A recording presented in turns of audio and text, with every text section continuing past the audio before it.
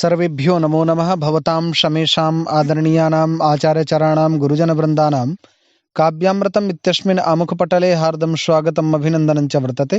आज हम लोग जो सप्त चिरंजीवी हैं उन सप्त चिरंजीवियों के बारे में चर्चा करेंगे।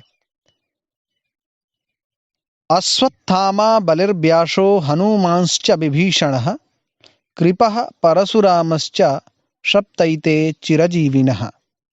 सप्तैतान् संस्मरेन् नित्यं मार्कण्डेयम् अथाष्टमं जीवेत वर्षशतं सोऽपि सर्वव्याधिविवर्जितः। अर्थात सनातन धर्म शास्त्रों और पुराणों में इस बात को निरूपित करता है कि जिसने जन्म लिया है उसकी मृत्यु सुनिश्चित है, परंतु पौराणिक गाथाओं में ऐसे 8 अमर पात्र हैं जिन्हें मृत्यु नहीं आई और इन्हें अष्ट चिरंजीवी कहा जाता है। चिरंजीवी का अर्थ होता है चिरकाल तक जीवित रहने वाला। किसी भी कार्य से पहले इनका स्मरण किया जाता है। अर्थात वो कौन है अष्ट चिरंजीवी? तो कहा अश्वत्थामा, बलि, व्यास, हनुमान, विभीषण, कृपाचार्य और परशुराम, ये 7 चिरंजीवी हैं। एवं इन 7 के साथ ही मार्कंडेय ऋषि के नाम का जप करने से व्यक्ति निरोगी रहता है और लंबी आयु प्राप्त करता है। अश्वत्थामा कौन थे? सामान्य परिचय करें तो ग्रंथों के अनुसार कुछ पौराणिक पात्र ऐसे हैं जो चिरंजीवी हैं। इनका स्मरण मनुष्य की आयु बढ़ाता है और इन्हीं की भांति पुरुषार्थ और भक्ति की शक्ति प्रदान करता है। अश्वत्थामा महाभारत के अनुसार गुरु द्रोणाचार्य के पुत्र का नाम अश्वत्थामा था। सभी चिरंजीवियों में केवल अश्वत्थामा ही ऐसे पात्र हैं जिन्हें अमरता आशीर्वाद से नहीं अपितु श्राप से मिली थी। मान्यता के अनुसार भगवान श्री कृष्ण ने इन्हें चिरकाल तक पृथ्वी पर भटकते रहने का श्राप दिया था। अश्वत्थामा बड़े ही शिवभक्त थे और आज इस श्राप से मुक्ति के लिए शिव आराधना करते हैं, इसलिए इनका स्मरण भी अष्ट चिरंजीवियों के साथ किया जाता है। राजा बलि शास्त्रों के अनुसार राजा बलि भक्त प्रहलाद के वंशज और भगवान विष्णु के भक्त हैं। राजा बलि ने भगवान विष्णु के वामन अवतार को अपना सब कुछ दान कर दिया था, जिससे श्रीहरि अति प्रसन्न थे। इसलिए उन्होंने राजा बलि को अनंत काल तक पाताल लोक का राजा बनने का वरदान दिया था।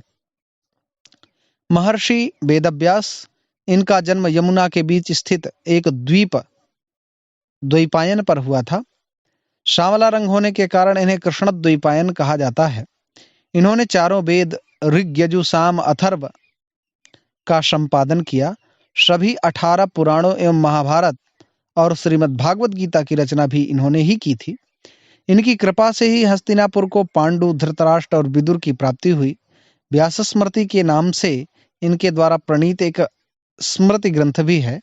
भारतीय संस्कृति व्यास जी की सदैव ऋणी रहेगी।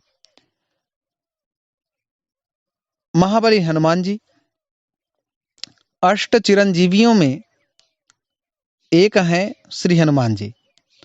धार्मिक मान्यता के अनुसार जब हनुमान जी अपने प्रभु श्री राम का संदेश लेकर सीता जी के पास अशोक वाटिका गए थे, तब सीता जी ने उन्हें प्रसन्न होकर अजर अमर गुण निधि सुत होहूं करहूं बहुत रघुनायक छोहू, इस प्रकार से वरदान प्राप्त हुआ था माता सीता जी के द्वारा।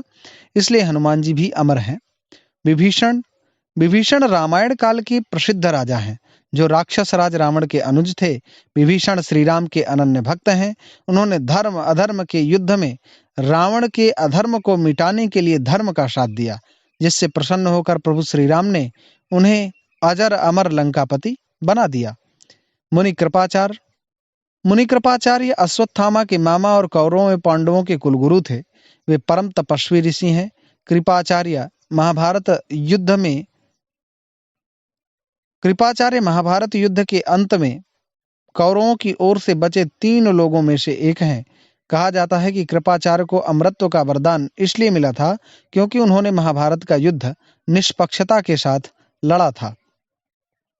परशुराम जी भगवान विष्णु के दशावतारों में से छठा अवतार भगवान परशुराम जी का जन्म अक्षय तृतीया के दिन सतयुग और त्रेता युग के संधि काल में हुआ था।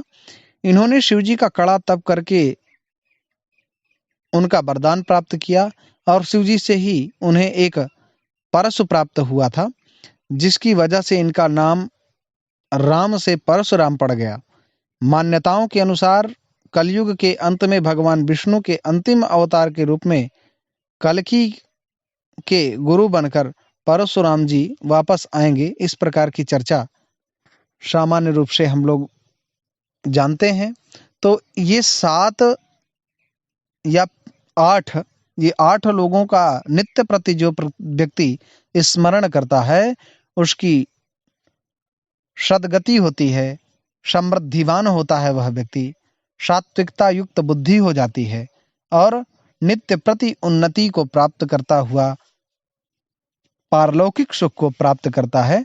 तो आप लोगों ने इस अष्ट चिरंजीवी लोगों के बारे में जाना और 8 चिरंजीवी कौन कौन है उनको सामान्य रूप से आप लोगों ने जाना। आशा है आप लोग लाभान्वित हो रहे होंगे। तो चैनल को लाइक शेयर एवं सब्सक्राइब करना ना भूलें। पुनः आप सभी लोगों का हार्दिक स्वागत, अभिनंदन एवं आभार व्यक्त करते हुए मैं अपनी वाणी को विराम देता हूँ। नमो नमः।